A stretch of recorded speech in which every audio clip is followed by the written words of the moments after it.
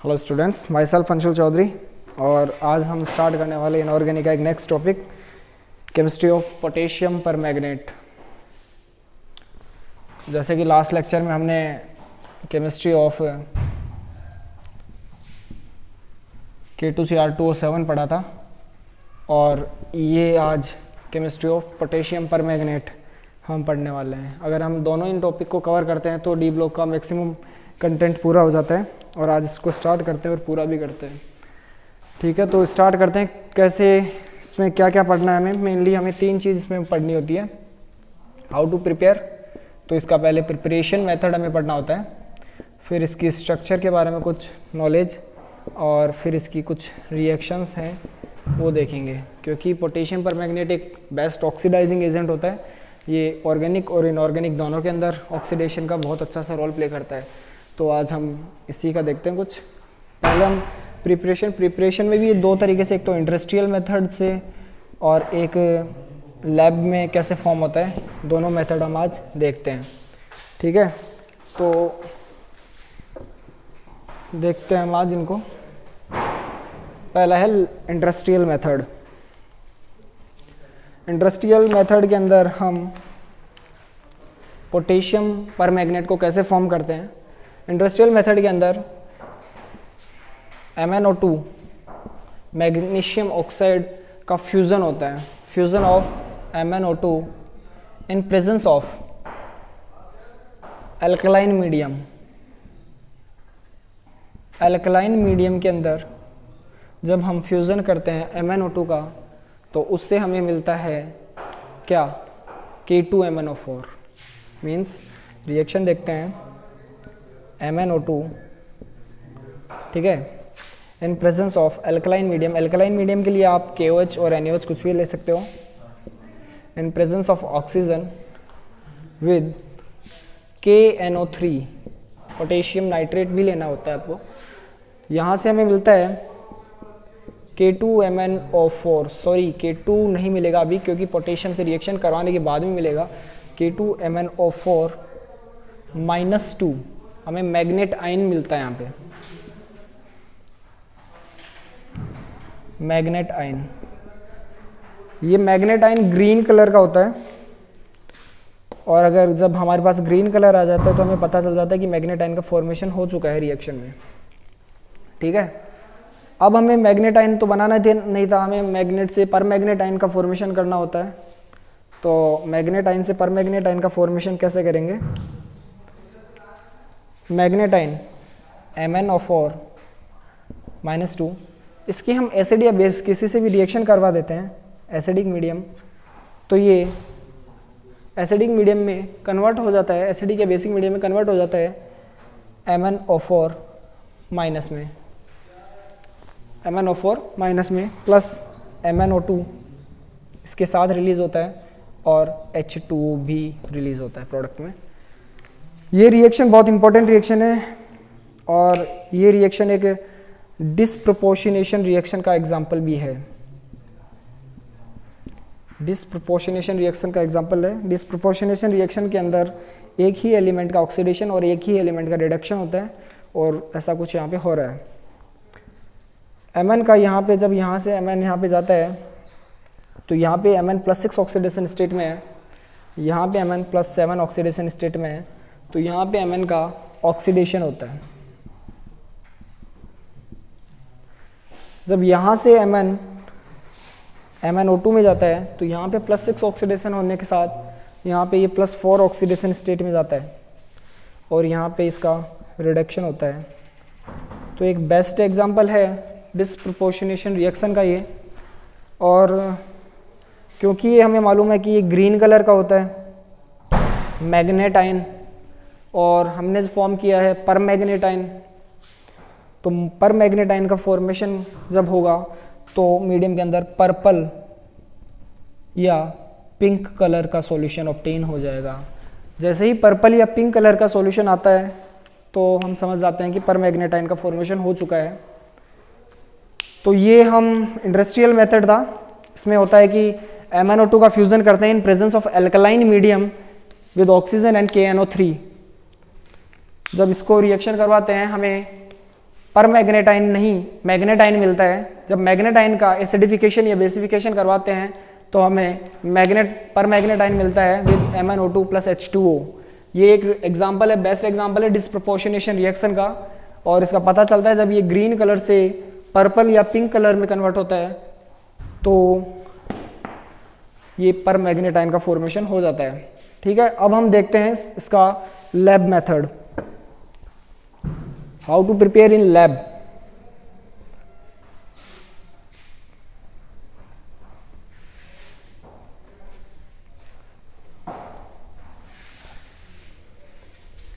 Lab के अंदर हम इसको प्रिपेयर करते हैं bye manganese ion, Mn+2 ion लेते हैं, इसके साथ हम H2O8-2 एक डाइसल्फेट आयन होता है।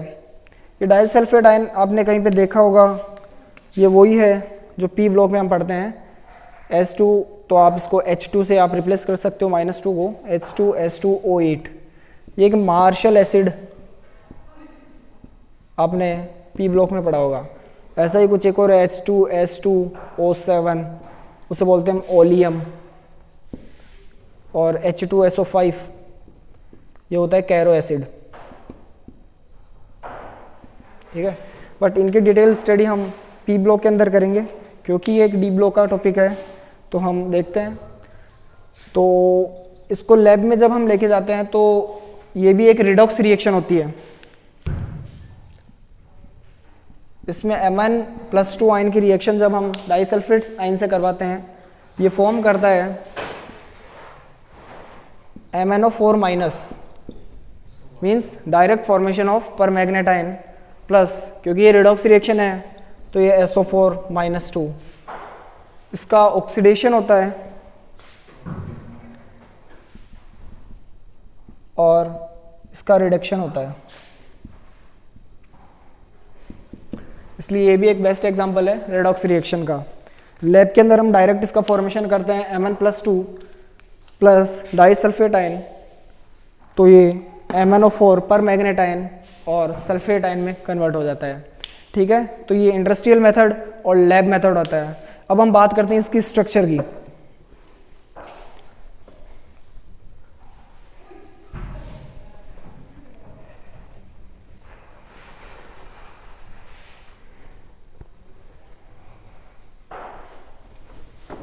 स्ट्रक्चर में मेनली हम मैग्नेटाइन और परमैग्नेटाइन दोनों की ही देखते हैं।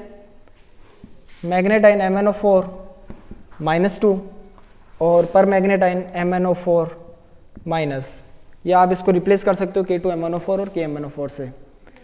MnO4-2 और MnO4-, इनकी दोनों की ही टेट्राहेड्रल स्ट्रक्चर होती है। ये दोनों ही टेट्राहेड्रल स्ट्रक्चर होती है। इनकी स्ट्रक्चर कुछ ऐसी होती है, Mn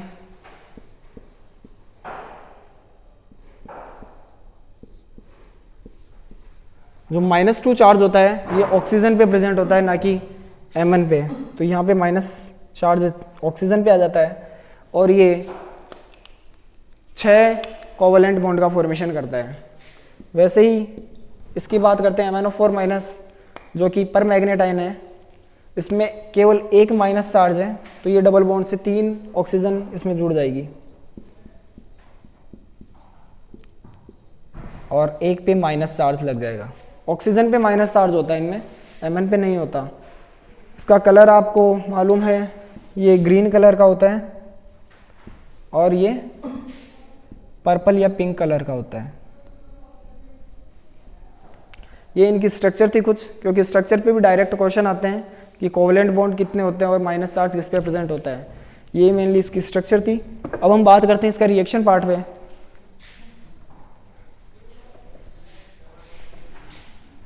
एक इसमें डायरेक्ट रिएक्शन भी पूछ लेता है कि अगर हम KMnO4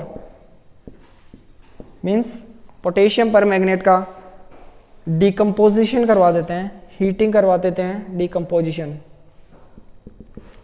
तो क्या मिलता है हमें? तो हमें मिलता है K2MnO4 मीन्स मैग्नेटाइन, मैग्नेट मिलता है K2MnO4 plus MnO2 plus O2। ये हमें इसका प्रोडक्ट मिलता है K2MnO4 plus MnO2 plus O2। ये रिएक्शन भी बहुत बार पूछी जा चुकी है, नीट के अंदर भी इसमें क्वेश्चन आ चुका है कि KMnO4 का जब हम डिकम्पोजिशन करवाते हैं तो हमें क्या प्रोडक्ट ऑब्टेन होता है, तो आपसे K2MnO4 मिलेगा। अभी आपको मालूम है कि K2MnO4 से आप KMnO4 जब एसिडिक मीडियम या बेसिक मीडियम से जब रिएक्शन करवा रहे थे तो आपको K2MnO4 से KMnO4 का फॉर्मेशन हुआ था। वैसे ही अगर KMnO4 से K2MnO4 करवाना है तो इसका डिकम्पोजिशन या हीट कर दो, इसको मिल जाएगा। अब इसकी कुछ रिएक्शन पार्ट्स पे आते हैं। मेनली KMnO4 जो होता है ये एसिडिक, बेसिक और न्यूट्रल तीनों मीडियम के अंदर ही रिएक्शन शो करता है। एसिडिक, बेसिक और न्यूट्रल तीनों ही मीडियम में, ये एसिडिक में, बेसिक में और न्यूट्रल, या न्यूट्रल को हम वीक बेसिक मीडियम भी बोल सकते हैं।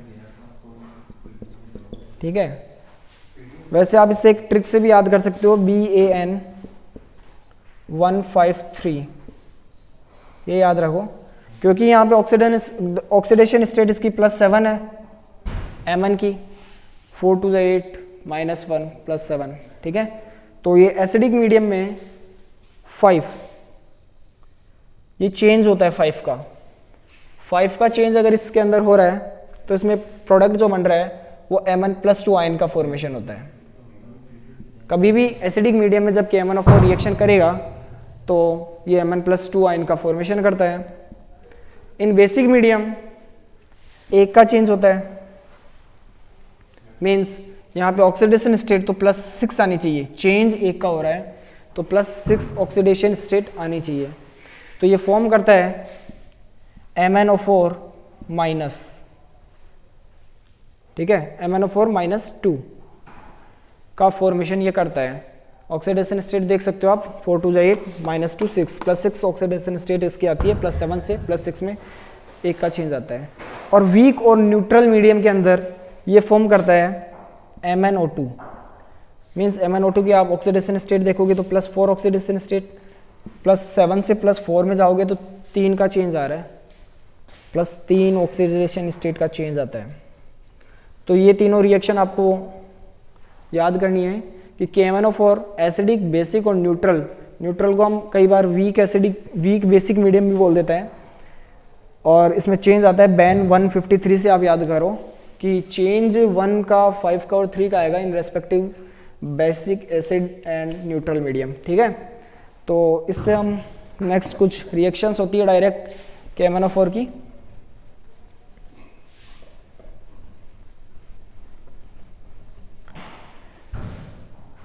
क्योंकि KMnO4 एक ऑक्सीडाइजिंग एजेंट होता है तो ये ऑक्सीडेशन करता है। तो हम सबसे पहले इसको एसिडिक मीडियम में देखते हैं।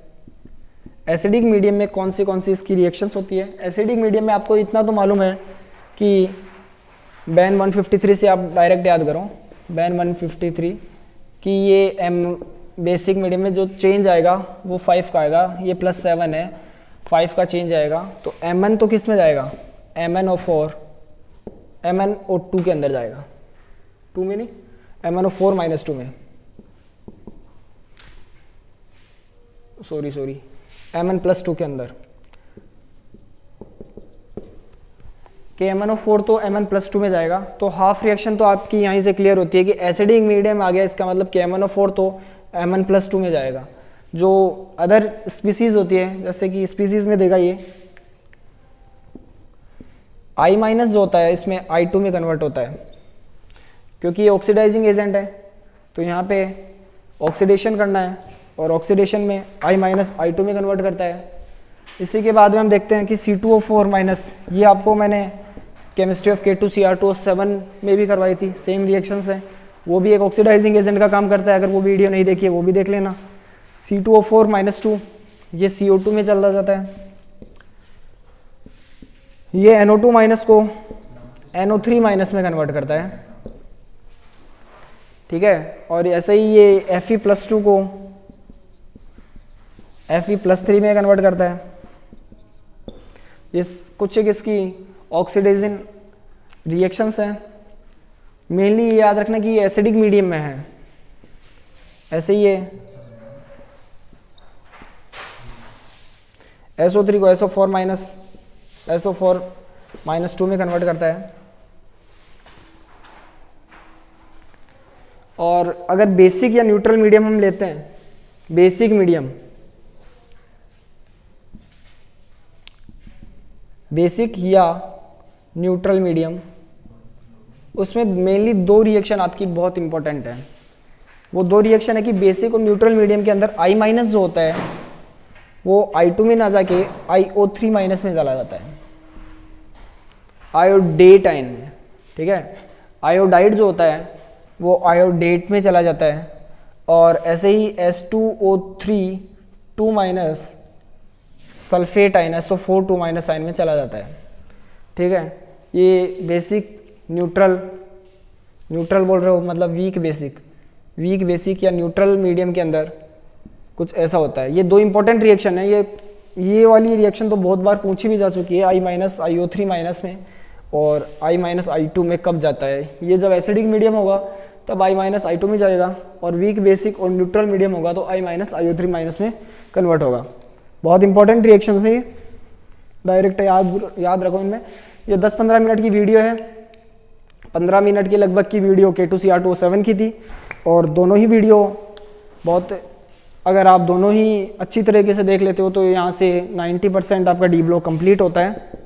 बाकी बेसिक न्यूट्रल पार्ट है वो आप NCERT से कवर कर लेना। आज की वीडियो में इतना ही। बाकी एक बार मैं आपको एक बार और ब्रीफ कर देता हूँ कि सबसे पहले हमने 3 चीज़ पढ़ी। सबसे पहले प्रिपरेशन मेथड पढ़ा, प्रिपरेशन के बाद में स्ट्रक्चर्स पढ़ी, और स्ट्रक्चर के बाद में ये कुछ रिएक्शंस पढ़ी। प्रिपरेशन में 2 तरीके से, एक इंडस्ट्रियलाइज्ड और एक लैब मेथड। इंडस्ट्रियल मेथड के अंदर fusion of MnO2 in alkaline medium in presence of oxygen with KNO3, ठीक है। तो वहाँ से हमें क्या मिला, मैग्नेट आयन मिला। मैग्नेट आयन का जब हम एसिडिफिकेशन करवाते हैं या बेसिक मीडियम में करवाते हैं तो हमें पर मैग्नेट आयन मिलता है, और हमें पर मैग्नेट आयन ही चाहिए था क्योंकि वो एक इंपॉर्टेंट रिएक्शन थी, डिस्प्रपोर्शनेशन रिएक्शन थी, ठीक है। उसके बाद में हमने एक डायरेक्ट रिएक्शन पढ़ी जिसमें KMnO4 का डिकम्पोजिशन करवाता है हीटिंग देके, तो उसका प्रोडक्ट पूछता है तो वहाँ पे प्रोडक्ट आता है K2MnO4 MnO2 और O2। उसके बाद में हमने स्ट्रक्चर्स पढ़ी। स्ट्रक्चर दोनों की टेट्राहाइड्रल स्ट्रक्चर होती है और ऑक्सीजन पे माइनस चार्ज होता है। तीसरी पार्ट में हमने रिएक्शन पढ़ा। रिएक्शन के अंदर हमने एसिडिक, बेसिक और न्यूट्रल मीडियम की पढ़ी। सबसे पहले बैन 153, ये चेंज है कि कितने का चेंज आएगा, चेंज याद रखना, चेंज है। और एसिडिक और बेसिक, वीक बेसिक या न्यूट्रल मीडियम में कौन कौन सी रिएक्शन है, ये 2 इंपॉर्टेंट रिएक्शन ये है और ये। इसमें एन फैक्टर पूछ लेता है कई बार, इसमें एन फैक्टर जो होता है वो 3 का होता है। ये आपको इलेक्ट्रोकेमिस्ट्री में काम का आएगा कि एन फैक्टर कितना होता है इसका, तो एन फैक्टर 3 होता है। जो ऑक्सीडाइजिंग नंबर चेंज होता है उसी को हम एन फैक्टर बोलते हैं। तो आज की वीडियो में इतना ही, बाकी हम नेक्स्ट वीडियो लेके आएंगे जल्द ही। थैंक्स।